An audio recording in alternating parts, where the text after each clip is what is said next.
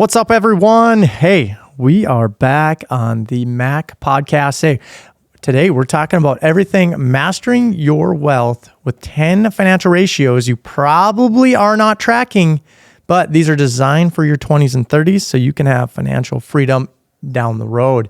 This was in my email, by the way. If you do not subscribe to my email, you certainly should. There's a ton of free content that we deliver in this each and every Saturday morning. Make sure to go find me on LinkedIn, subscribe. It's on Substack. You should be able to find multiple ways to get to this email, and it's called Unfollow the Herd, and where we challenge conventional thinking because, just like myself, I always like to challenge the conventional thinking and the conventional ways. But let's get in this. Mastering your wealth with 10 financial ratios you must keep track of, especially in your 20s and 30s. What's the best way to become a millionaire in 5 to 10 years? Well, you got to get really freaking clear on what you want and what you need. 2, you need to turn your habits into systems. So I'm not talking about just making habits. Don't just make goals. Like, we don't want to lose just because we got let's say a weight loss goal or a financial freedom goal.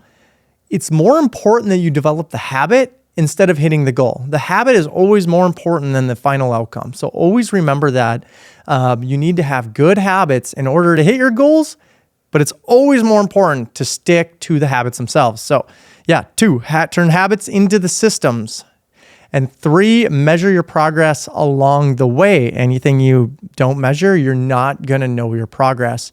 And this could be anything in life. I don't care what it is. It could be how many cold calls you make, how many houses you put offers on, how many real estate projects you put on offers on, how much money you made, how many hours you worked that week. You can measure anything as an entrepreneur, just as a W-2 job. This is not overwhelming stuff, but it's just things that anything you measure, I guarantee you will improve on. And so basically, this guide is all about number 3, though, measuring your progress, helping you measure the progress of your financial goals using the 10 ratios that you must know in your 20s and 30s. So here we go. Number 1, a savings rate. So I don't usually talk about this, but it's measuring the percentage of monthly income saved. So what are you actually saving? Remember, in order to invest in real estate, in all these investing things, we got to make sure that we're actually saving a little bit of capital so we can do so, right? So basically take the amount saved divided by your monthly gross income and then times it by 100. So if you're earning $5,000 a month, you're saving $1,000. 1,000 divided by 5,000 is 20%. So aim for at least 20%. That means that you have to live on 80% of what you make. And I'm telling you, there's 60% of the nation that is not doing this right now. They're living paycheck to paycheck. What does that mean? Of the $5,000 they're living on, most of them probably are over $5,000. That's why the credit card debt also hit an all-new high. They're probably spending $5,300 a month, and every single month it's $300 more, $300 more. And guess what? Now you have compounding interest. It's going to be very difficult for you to dig yourself out. Now, if you can live on $4,000 and keep $1,000, things get really magical, and you're going to take a little bit of pain. You're going to drive older cars. I guarantee this will be the one thing that you need to keep track of. So keep track of your savings rate. And again, make sure you subscribe to the email. That's where you can find the whole list of this. It breaks it all down.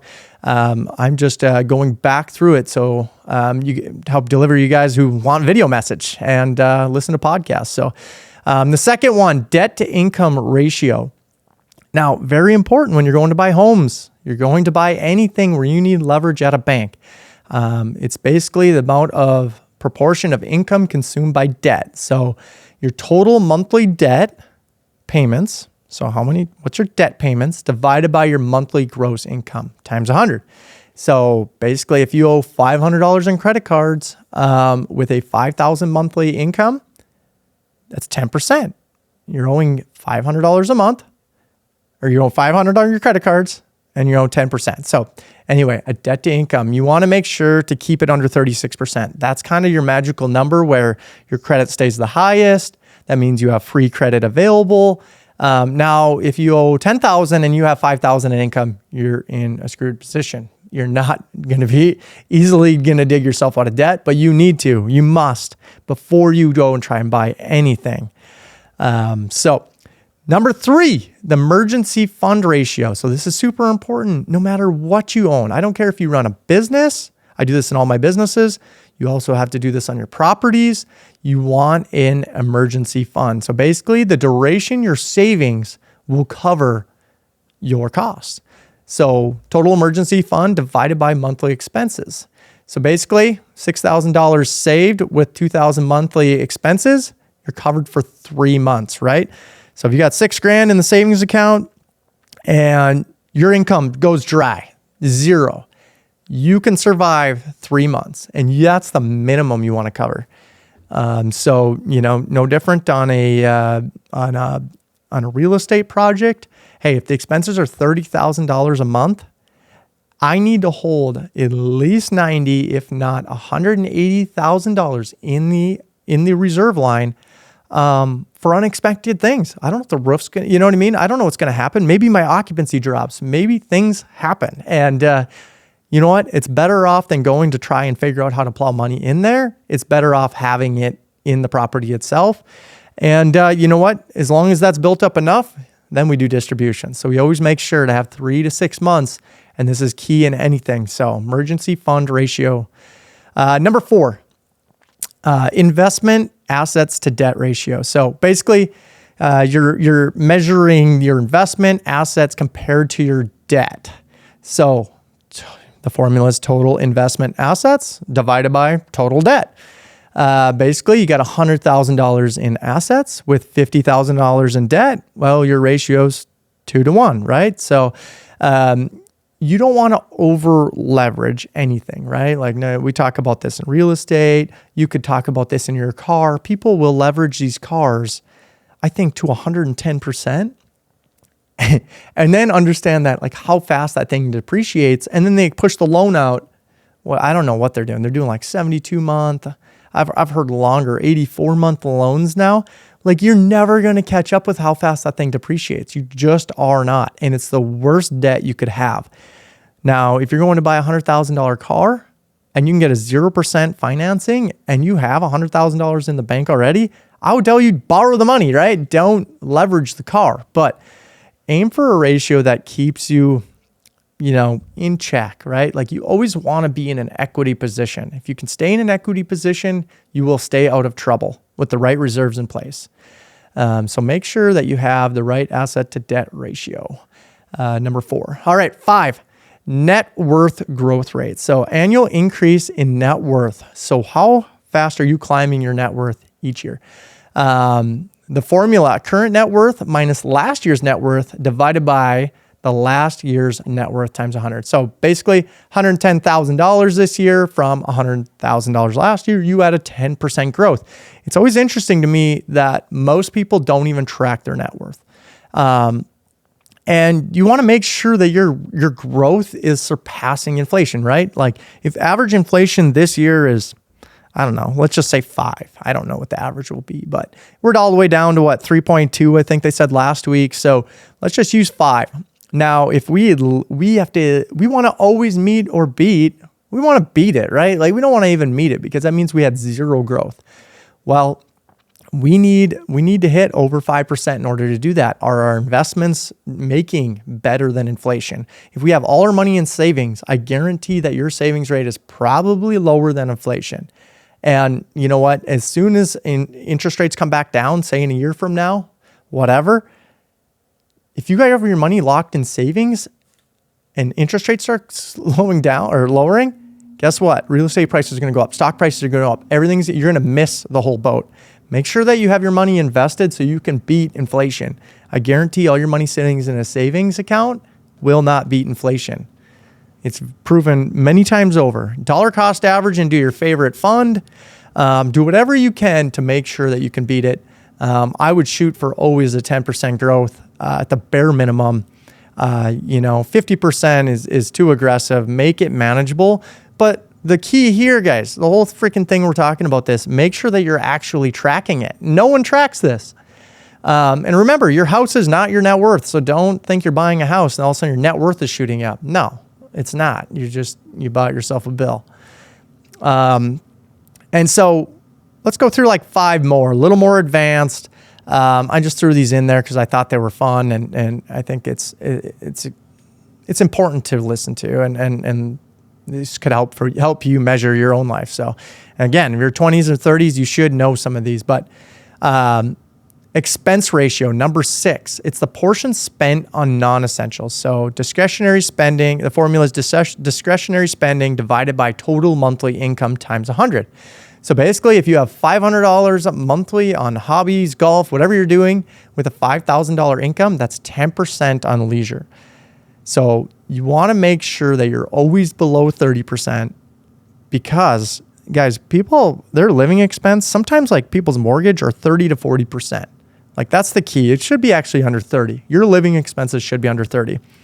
The next 30, hey, maybe that's your car, your insurance, your whatever you need, renter's insurance, all the other stuff, cell phone bill, and then you got another 40. So you should keep 20 for savings, like we said at the first one, and the 20 should be your hobbies, no more, right? Typically people have a problem somewhere else. They're spending 20% of their income on their car, and there's all these other issues, but stick to 30, 30, 20, 20. And so 30 on your living, 30 on the things you pay your bills with, your car, cell phone, whatever, 20%, make sure that's your hobbies or less, and 20% you got remaining for your investments. So you can hopefully retire earlier than 65 years old. Who knows? The retirement age might be 75 by the time we get that old. So we'll see. All right. That was 6. All right. Here's 7, income diversity ratio. So little different. It's the side income or passive income, basically your total income. It's your side income or passive income. So income that you don't make from your W-2 divided by your total monthly income times 100. So say a property rent yields $1,000 a month on a $5,000 monthly income. It's 20% passive. So, if your monthly income's $5,000 and you're taking $1,000 a month from one of your passive properties, you're 20% passive. Your goal is to get up to 100% passive that pays your expenses, because then you're living financial freedom. And that's what is the game of life. And if you don't know, a cool game that I've always played actually with my kids is the game of cash flow. Robert Kiyosaki came out with that, but it's kind of cool because if you're like the plumber, of course you have the lowest living expenses, but even though your wage is say a quarter of the doctor's, like say you're making $50,000 and the doctor's making $250,000, it's easier to become financial free as the plumber. So I always love, like, my kids are like, the surgeon or the doctor, and then I'm like the plumber or the construction or maintenance guy, and just, kick their ass. So I always enjoy that, but kind of in the same perspective, you want your passive income, side income to be a big ratio of your total income and hopefully replace it in all one day. So make sure you're working on that. 8, liquid assets to monthly expense ratio. So it's basically the time frame your liquid assets can cover your expenses. So formula, total liquid assets divided by monthly expenses. For example, $10,000 in savings versus $2,500 monthly in costs. You got 4 months of financial safety. So it's kind of like the reserve account method, but it's just to say, how liquid are you to cover your expenses? And like I said, I think this is similar. You want to hold 3 to 6 months, right? Like that's what we talked about. If you can live that, I promise you'll live a more relaxed life. And when an expense comes up that you're like, oh, hey, I got that money in reserve, we're good. 9, return on life index. So this one was way out there, but it's basically a measure of life quality improvements from financial moves. So an example would be like a property near work diminishes a commute. So gifting 2 hours daily to basically pastimes or driving to work. You want to, life quality is such a big thing. And however you want to dictate that or see that, You can measure this many different ways, but basically the higher return, on the return of life, the better the financial decisions you will make. And I think it's always something we should track. 10, future financial independence ratio. So basically it's your current assets versus your projected retirement needs. And so stick with me here, because not enough people, Jen and I were just shooting this, like, I read many different things, but you're going to need like $2.2 million to retire. They say, I'm 35. So, in 30 years, I'm going to need 2.2 million, average, median, hopefully retirement. Now you're like, whoa, that's way too much money. I don't live that expensive. I don't need that much money. Well, here's the example. If you had $500,000 in investments right now, say you're 65, and $40,000 in annual retirement costs, you're set to live for 12 years. So if you're 65, you can live till 77. Now I know that is like the average age, but I guarantee you that people are going to live longer as technology improves and foods improve, and hopefully, things improve. So how would you feel if you were 77 years old and you ran out of money because you're like, shit, I tried to retire a little bit early and I couldn't do this. So a good rule of thumb is you should be covering at least 25 plus years when you decide to retire. You just don't know, right? Like, and you don't know if your expenses are going to move around. Things are going to get more expensive. Like, just think of all the inflation that we just faced. We could do that 2 more times, 3 more times. Who knows? But you want to make sure that you have enough money to cover you. And I think this is going to be a real big problem as you see pensions and these old ways of thinking, like 401k is going to be the only way to retirement. Shit, there's so many people not even investing in their 401ks right now, let alone they cashed them out during COVID. The 401k was never designed for full retirement. It's a good, diverse tool. It's basically a savings account, and you're going to get penalized if you use it before you're 65. I don't even know if I'm going to live to 65. So that's kind of why I like real estate. I can enjoy a little bit of cash while I'm letting my money appreciate. And, those are the things that I like to pay attention to. And guys, if you could do me a favor, share this with somebody. Let them know, make sure to subscribe to our email list if you're just like reading. But a lot of people like to listen to this in their cars. Make sure to share this with somebody like, hey, are you doing these 10 ratios? Like, do any of these hit home? There's a few of these that you absolutely have to know.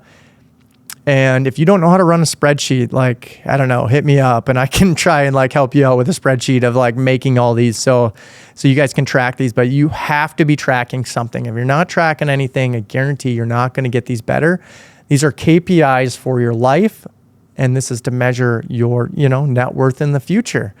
If you don't have any clarity on where you want your net worth to be, and you have no way, you're not measuring anything. You're just like, I'm going to make 60 this year. I'm going to make 65 next year. Hey, things are good. And if you're not measuring, like you're putting enough in your 401k or your other investments, or maybe you're not able to do that at all, well, then you have a lifestyle inflation problem.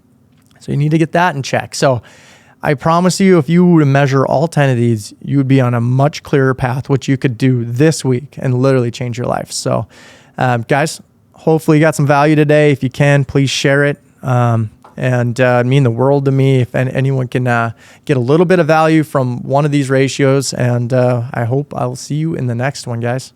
Peace.